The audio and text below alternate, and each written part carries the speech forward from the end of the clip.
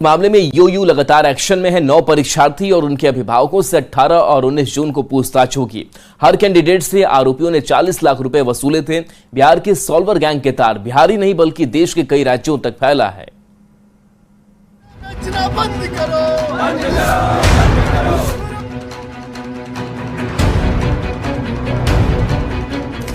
नौकरी की होने वाली कोई भी परीक्षा हो, पेपर लीक हो जाना जैसे तय मानिए। परीक्षा शुरू होते ही प्रश्न पत्र वायरल होने लगता है, चाहे वो नीट परीक्षा हो, बिहार पुलिस भर्ती परीक्षा हो या फिर बिहार शिक्षक भर्ती परीक्षा। बिहार के सॉल्वर गैंग सक्रिय हो जाते हैं। सॉल्वर गैंग बिहार में ही नहीं बल्कि बिहार के बाहर भी कई राज्यों में अपना जाल फैलाए हुए हैं और पेपर लीक की घटना को अंजाम देते हैं। नीट 2024 पेपर लीक के तार भी बिहार से जुड़ रहे हैं।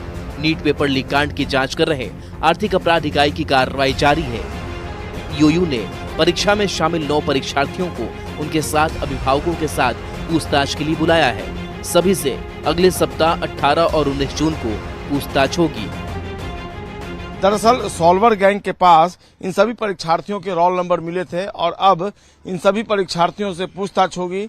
ये जो आर्थिक अपराध इकाई का कार्यालय आप देख रहे हैं, यहीं पर सभी अभ्यर्थी आएंगे।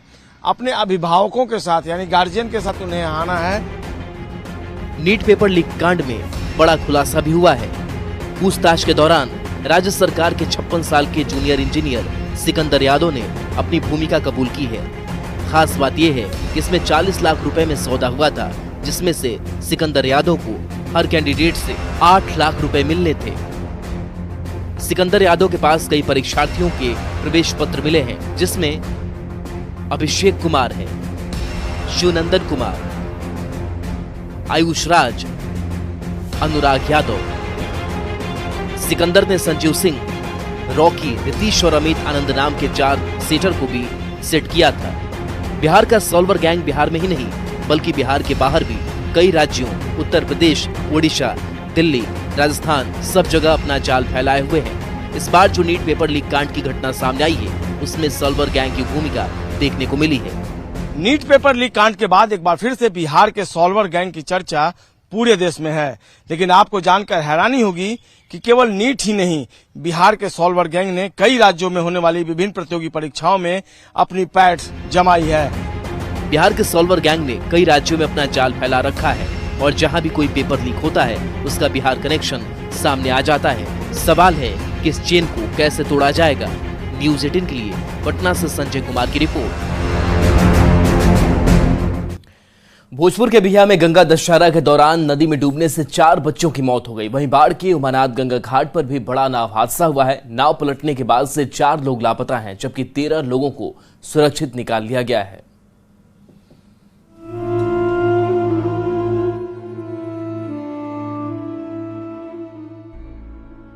एक बार फिर त्योहार की खुशियां मातम में बदल गई। मौका गंगा दशहरा का था। सुबह से ही नदी के घाटों पर लोगों की भीड़ जुट रही थी, लेकिन लापरवाही ने 4 बच्चों की जान ले ली। घटना भोजपुर के बिहिया की है। शिवपुर घाट पर बन रहे ब्रिज के पास दीपू यादव, सोनू यादव, निशु शर्मा और रामजी गोंड सेल्फी ले रहे थे, लेकिन सेल्फी लेने के दौरान चारों बच्चे नदी में गिर पड़े। लोगों ने बचाने की बहुत कोशिश की, लेकिन निराशा हाथ लगी। गंगा में डूबे ये चारों बच्चे बिहिया थाना क्षेत्र के खरौनी गांव के रहने वाले थे।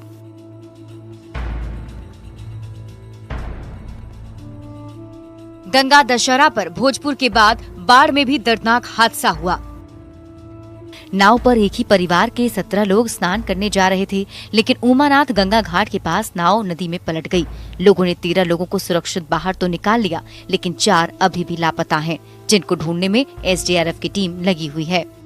एक ही फैमिली के 17 लोग जो है वो नाव पे थे और नाव पलटी थी। तो अभी जो है 4 लोग जो है वो मिसिंग है और बाकी 13 लोग जो है।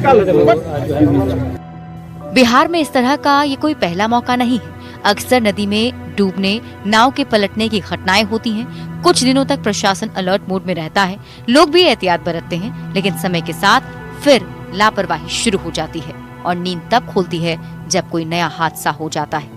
काश कि ऐसी लापरवाही कभी ना हो। न्यूज़ 18 के लिए आरा से चंदन और बाढ़ से अनिरुद्ध की रिपोर्ट। दिल्ली से इस बीच बड़ी खबर सामने आ रही है, जहां जेपी नड्डा से उपेंद्र कुशवाहा की मुलाकात हुई है। चुनाव परिणाम के बाद ये पहली मुलाकात है। काराकाट से एनडीए प्रत्याशी कुशवाहा थे। चुनाव में हार के बाद ये मुलाकात हुई है। हार की वजह पर चर्चा हुई है, ये सूत्र बता रहे हैं। पवन सिंह की वजह से नुकसान हुआ, ये भी चर्चा है। शाहबाद और मगध क्षेत्र में नुकसान हुआ, ये कहा जा रहा है।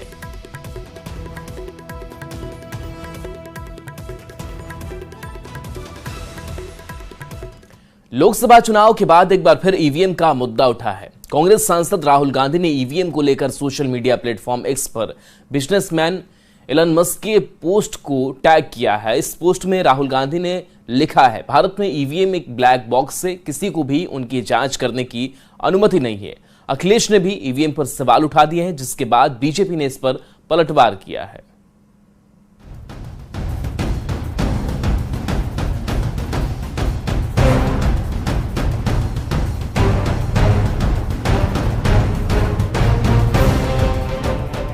अमेरिका में ईवीएम के खिलाफ इलॉन मस्क के ट्वीट पर नया सियासी घमासान शुरू हो गया है। इलॉन मस्क के ट्वीट के बाद कांग्रेस नेता राहुल गांधी ने ईवीएम पर एक बार फिर से सवाल खड़े किए हैं। सोशल मीडिया प्लेटफॉर्म एक्स पर राहुल गांधी ने पोस्ट किया, भारत में ईवीएम एक ब्लैक बॉक्स है और किसी को भी उसकी जांच करने की इजाजत नहीं है। हमारी चुनावी प्रक्रिया में पारदर्शिता को लेकर गंभीर चिंताएं जताई जा रही हैं। राहुल गांधी ने मुंबई में एक प्रत्याशी के समर्थकों की तरफ से की गई गड़बड़ी से जुड़ी खबर शेयर करते हुए लिखा, जब संस्थाओं में जवाबदेही की कमी होती है तो लोकतंत्र एक दिखावा बन जाता है। हालांकि मुंबई में ईवीएम को मोबाइल से अनलॉक करने की रिपोर्ट पर चुनाव आयोग कह चुका है कि ईवीएम का मोबाइल से कोई कनेक्शन नहीं है और ईवीएम की काउंटिंग के लिए किसी कोड की जरूरत नहीं पड़ती है। ईवीएम पर नए सियासी बवाल के बीच समाजवादी पार्टी के नेता अखिलेश यादव ने सोशल मीडिया पर लिखा है, टेक्नोलॉजी समस्याओं को दूर करने के लिए होती है, अगर वही मुश्किलों की वजह बन जाए तो उसका इस्तेमाल बंद कर देना चाहिए।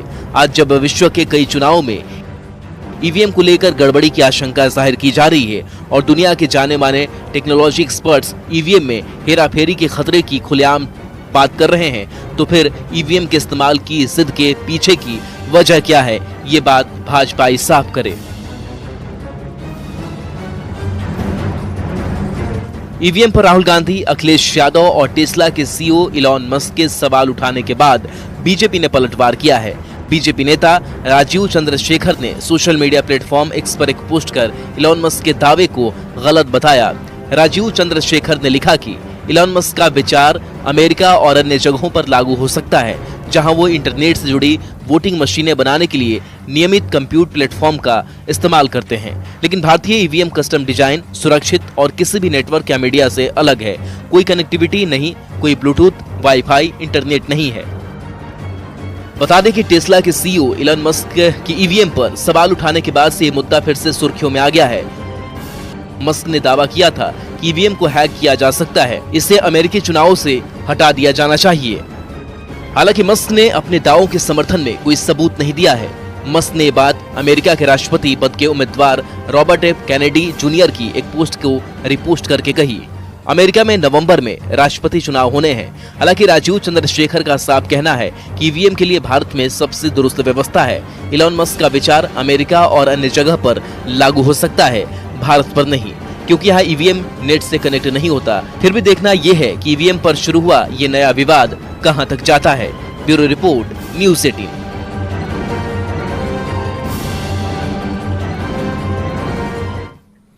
लखीसराय पहुंचे डिप्टी सीएम विजय कुमार सिन्हा ने बिहार में लॉ एंड ऑर्डर को लेकर बड़ा बयान दिया। डिप्टी सीएम ने अपराधियों को सुधरने की चेतावनी देते हुए कहा कि अपराधी सुधर जाए, नहीं तो उनको परलोक भेज दिया जाएगा। साथ ही सीएम नीतीश के बिहार में दोबारा कानून राज स्थापित करने के संकल्प को भी दोहराया।